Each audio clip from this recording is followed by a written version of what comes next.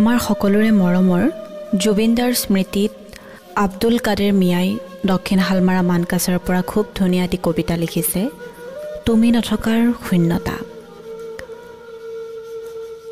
জুবিন গাৰ্গ এটা নাম নহয়, অসমীয়া জাতিৰ স্বাভিমান, সংগীত জগতৰ জাগ্ৰত প্ৰহৰী। জুবিন, তোমাৰ কণ্ঠত নিজৰা নামি আহে। নৱ প্ৰজন্মই বিচাৰি পায় ভগৱান। প্ৰতাৰিত প্ৰেমিকে যেতিয়া বাট হেৰুৱাই, তোমাৰ গানৰ মাজত বিচাৰি পায় আশ্ৰয়। তোমাৰ গীতত মুগ্ধ ধৰণী, মতলীয়া হয় শিশু, বৃদ্ধ, যুৱক যুৱতী। তোমাৰ সুৰৰ মায়াজালত আবদ্ধ হয় পথভ্ৰষ্ট পথিক।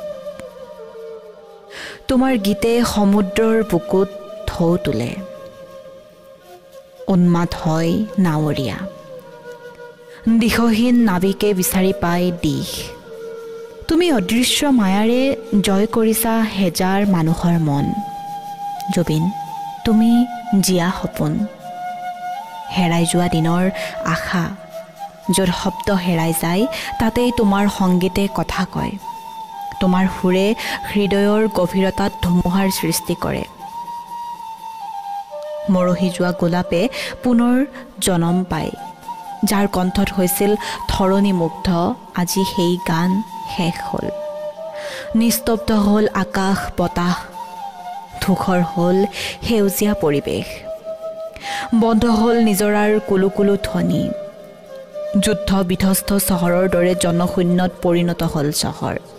যাৰ কণ্ঠত আছিল প্ৰতিবাদৰ ধ্বনি, যাৰ অন্তৰত আছিল সাতাম পুৰুষীয়া সম্প্ৰীতিৰ এনাজৰী, সেই মানুহজনেই নোহোৱা হ'ল।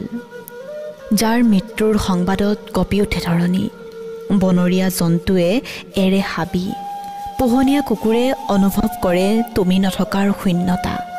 সেই মহান শিল্পী, কিদৰে মানি ল'ম তোমাৰ মৃত্যু, কিদৰে পাহৰিম তুমি নথকাৰ বেদনা।